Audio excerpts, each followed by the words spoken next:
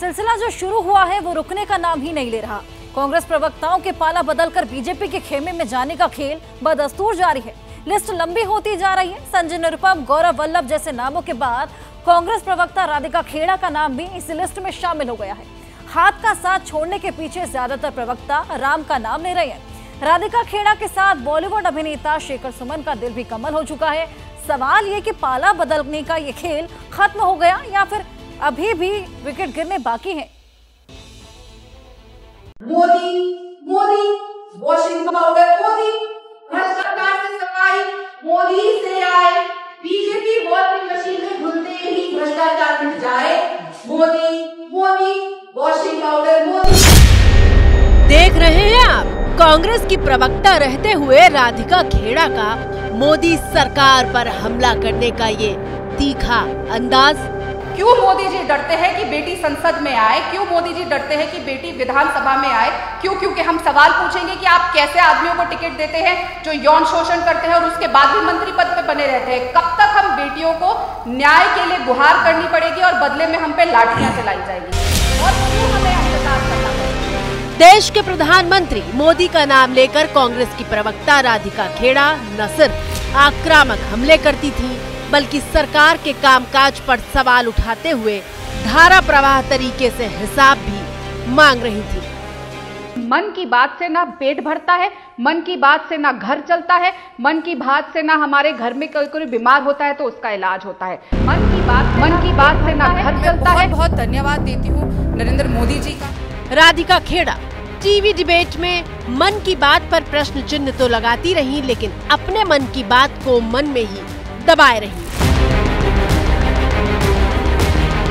और अब जब उनके मन की बात बाहर आई है तो उन्होंने बीजेपी के नाम की बांसुरी बजाई है। सबको मेरा जय श्री राम। मैं बहुत बहुत धन्यवाद देती हूँ नरेंद्र मोदी जी का, श्री अमित शाह जी का और साथ ही राष्ट्रीय अध्यक्ष श्री जेपी नड्डा जी का कि उन्होंने मुझे मौका दिया है कि मैं राम लल्ला के इतने विशाल परिवार का आज हिस्सा बन सकूं और भारतीय जनता पार्टी में शामिल हो सकूं। इसी को राजनीति कहते हैं, जहां ना कोई किसी का दुश्मन होता है और ना ही दोस्त। करीब 22 साल तक कांग्रेस पार्टी का हिस्सा रहने वाली राधिका खेड़ा राजधानी दिल्ली में बीजेपी के हेडक्वार्टर पहुंची और औपचारिक रूप से भारतीय जनता पार्टी का हिस्सा बन गई। मन की बात से ना घर चलता है। बहुत धन्यवाद देती हूँ नरेंद्र मोदी जी का। छत्तीसगढ़ से लेकर हरियाणा और दिल्ली तक कांग्रेस की नीतियों को देश के सामने रखने वाली राधिका खेड़ा की आवाज अब हाथ का साथ छोड़कर बीजेपी की नाव में सवार हो चुकी है। मेरी जननी जो खुद इतनी बड़ी राम भक्त है, जिनको लेके मैं राम लल्ला के दर्शन करने गई, मेरा पूरा परिवार राम भक्त है और जब राम मंदिर बना और मूर्ति की स्थापना हुई, जिस तरीके से हमने अपने घर में उसको मनाया, उसको लेकर जितना कष्ट भारतीय राष्ट्रीय कांग्रेस को हुआ और उसके चलते जिस तरीके से एक षड्यंत्र मेरे खिलाफ रचा गया, ये सिर्फ मोदी जी की गारंटी की सरकार थी कि बेटी वहां सुरक्षित थी और वहां से सुरक्षा से यहां पर पहुंच सकी। कांग्रेस की राष्ट्रीय मीडिया समन्वयक रही राधिका खेड़ा ने इस्तीफा देने के पीछे राम का नाम लेने के बाद पार्टी में उनके साथ हुए दुर्व्यवहार को वजह बताया है। जब मैं राम लल्ला के दर्शन अपने परिवार के साथ करके आई, उसके बाद भी मुझे कहा गया कि तुम चुनाव के समय में क्यों राम लल्ला के दर्शन करके आई और इसका तुम्हें लंबा नुकसान होगा। और जब मैंने न्याय की गुहार की तो मुझे कहा गया चुप हो जाओ, बोलो मत। चिल्लाए गए मेरे ऊपर, जयराम रमेश मुझ पे चिल्लाए। 3 दिन उनको लगे मुझसे बात करने में। अयोध्या जाने वालों में से सबसे पहले लोगों में से मैं थी। दीपेंद्र हुडा, मैं, अजय राय, अविनाश पांडे, आराधना मिश्र मोना, अखिलेश प्रताप सिंह, हम सब एक साथ अयोध्या गए थे दर्शन करने। हमें तो किसी ने नहीं रोका टोका। तो ये कौन सी घिसी पिटी स्क्रिप्ट है? ये स्क्रिप्ट भी अब बोरिंग हो गई है। जो उधर से लिख के आती है स्क्रिप्ट राइटिंग तो थोड़ी रोचक बनाइए। वही स्क्रिप्ट जो पहले वाले पढ़ गए उस स्क्रिप्ट को पढ़ना मुझे तो लगता है थोड़ा बोरिंग हो गया। नहीं, मन की बात से ना घर चलता है। बहुत धन्यवाद देती हूँ नरेंद्र मोदी जी का। राधिका खेड़ा के मुताबिक अयोध्या में रामलला का दर्शन करने के बाद पार्टी का व्यवहार उनके प्रति बदल गया। महिलाओं के अपमान का गंभीर आरोप लगाते हुए राधिका खेड़ा ने पहले प्रेस कॉन्फ्रेंस की थी और उसके बाद जो एक के बाद एक सिलसिलेवार आरोप लगाए, वे भावुक हुई और साथ में पार्टी से इस्तीफा भी दे दिया था। और हद तब पार हो गई जब 30 तारीख को छत्तीसगढ़ कांग्रेस के मुख्यालय में रायपुर में मैं सुशील आनंद शुक्ला जी से बात करने गई तो उन्होंने मुझसे बदतमीजी करनी शुरू करी, मुझे गंदी गंदी गालियां देनी शुरू करी।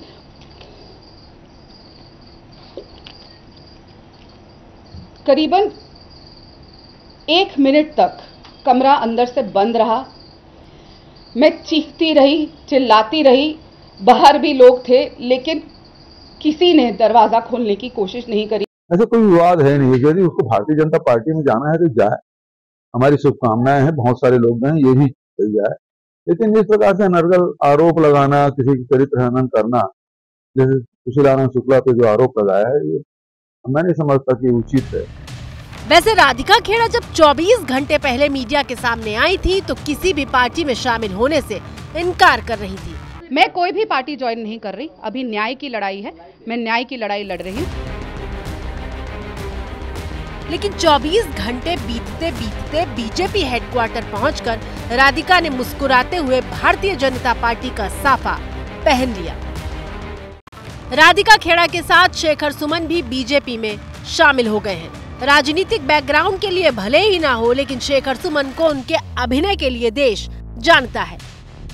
2009 लोकसभा चुनाव में शेखर सुमन कांग्रेस की टिकट पर पटना साहिब से चुनाव लड़े थे। शेखर सुमन को कांग्रेस ने बीजेपी उम्मीदवार शत्रुघ्न सिन्हा के खिलाफ उतारा था। हालांकि इस चुनाव में शेखर सुमन हार गए थे, लेकिन अब समाज और देश के नाम पर शेखर सुमन बीजेपी में शामिल होने की बात कर रहे हैं। वही सोई जो राम रचि राखा, मोदी जी के सानिध्य में जो हमारा देश पिछले 10 सालों से गतिशील है, विकासशील है, उसमें शामिल होना, उस प्रवाह में, उस ऊर्जा में हर हिंदुस्तानी का फर्ज है। मैं अपने आप को खुशकिस्मत समझता हूं कि मुझे ये मौका मिला है। कांग्रेस से बीजेपी में जाने वाले ये सिर्फ आज के 2 नाम हैं, जबकि कांग्रेस के पूर्व मुख्यमंत्री से लेकर मंत्री तक की इस लिस्ट में जगह पा चुके हैं।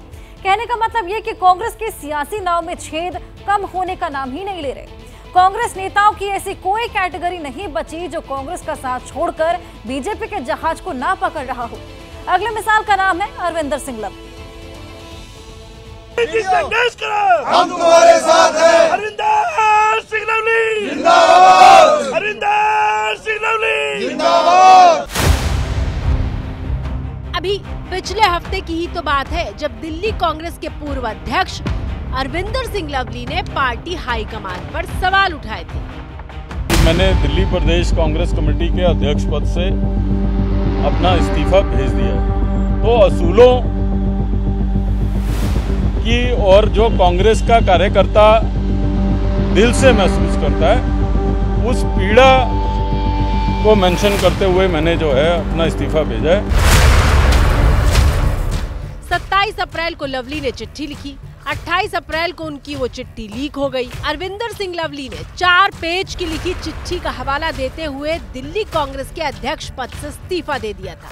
आरोप ये था कि वो सिर्फ नाम के अध्यक्ष हैं, जबकि फैसले हाईकमान ले रहा है। प्रश्न केवल इतना है कि प्रदेश कांग्रेस कमेटी के अध्यक्ष की इतनी गरिमा जरूर होनी चाहिए कि ऑफिशियल अनाउंसमेंट से पहले उसको इंटीमेट कर दिया जाए कि भी फलाने लोगों को हम टिकट दे रहे हैं। मैंने ये मेंशन किया है। बीच चुनाव में अरविंदर सिंह लवली ने इस्तीफा देकर कांग्रेस के सामने गुगली फेंकी और इस्तीफे का 1 हफ्ता बीतने से पहले ही पूरे तामझाम के साथ बीजेपी का हिस्सा भी बन गए।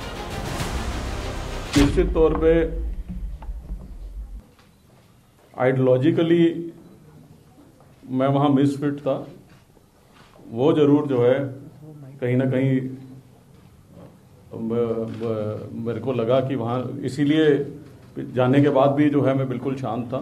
तो आइडियोलॉजिकली मेरे लिए मिसफिट पार्टी थी।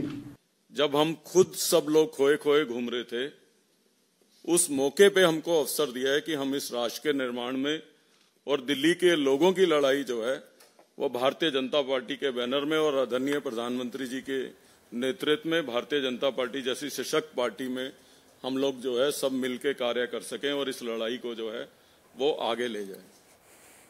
जैसे ही घड़ी का काटा दोपहर 2:30 पे आए, बबीता जी का दिल सास बहू साजिश के लिए मचल जाए। और ये है इनकी बहू पूरे दिन ऑफिस की टेंशन हो जाए गॉन जब ये करें अपना फेवरेट शो फ्री टाइम पे ऑन। इनकी तरह आप भी देखें अपना फेवरेट शो अपने टाइम पर और डाउनलोड कीजिए एबीपी लाइव ऐप अपने स्मार्ट टीवी पर।